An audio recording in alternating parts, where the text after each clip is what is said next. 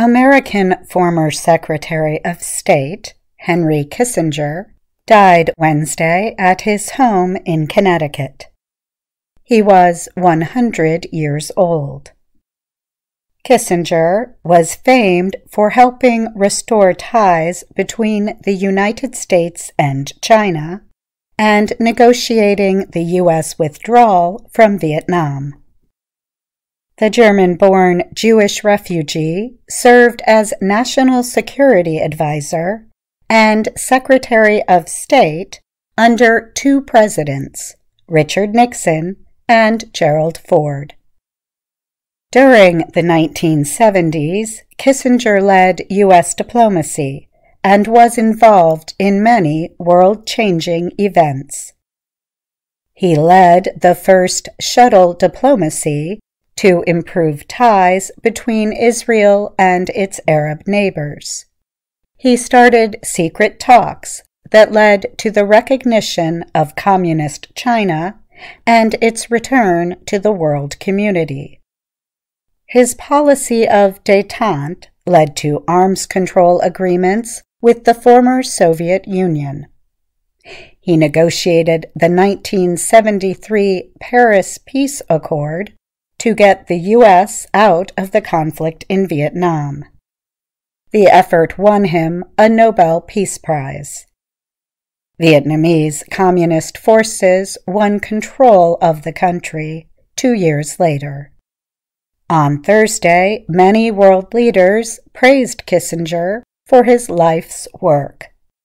However, others sharply criticized the former diplomat for damaging the world in the process. And on social media, many posts described him as a war criminal. Former U.S. President George W. Bush said, "America has lost one of the most dependable and distinctive voices on foreign relations." French President Emmanuel Macron also praised Kissinger in a post on the social media site X, formerly Twitter. He wrote, "Henry Kissinger was a giant of history. His century of ideas and of diplomacy had a lasting influence on his time and on our world." China's state broadcaster CCTV said that President Xi Jinping sent U.S. President Joe Biden a message of sympathy Thursday. It said, "Dr. Kissinger will always be remembered and missed by the Chinese people." China's foreign ministry spokesperson called Kissinger an old friend and good friend of the Chinese people, and a pioneer and builder of China-U.S. relations.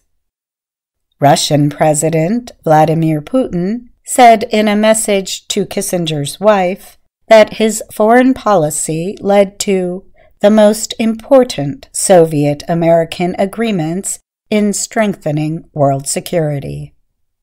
In a message to Kissinger's family, Germany's President Frank-Walter Steinmeier wrote, "With his détente and disarmament policy, Henry Kissinger laid the foundation for the end of the Cold War and the democratic transition in Eastern Europe, which led to Germany's reunification." Israeli President Isaac Herzog told U.S. Secretary of State Antony Blinken in Tel Aviv that Kissinger laid the cornerstone of the peace agreement, which was later signed with Egypt, and so many other processes around the world I admire. However, criticism of Kissinger was especially strong for his actions during the war in Vietnam. The policy of Vietnamization was meant to shift the fighting against North Vietnam from U.S. forces to the South Vietnamese. It included a massive bombing campaign of North Vietnam and the mining of northern ports. The U.S. also bombed in Cambodia and Laos in 1969, although Kissinger kept that secret.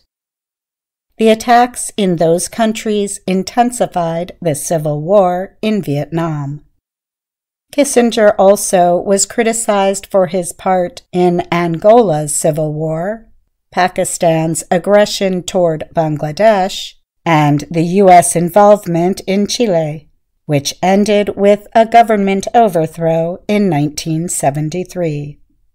Sopal Ir is a Cambodia expert at Arizona State University.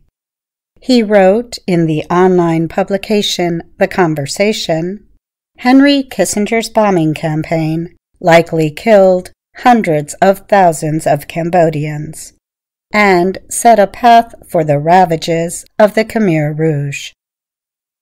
The cluster bombs dropped on Cambodia under Kissinger's watch continue to destroy the lives of any man, woman, or child who happens across them, Sopal Ir added. Reporting the diplomat's death, the magazine Rolling Stone published this headline: Henry Kissinger, war criminal beloved by America's ruling class, finally dies.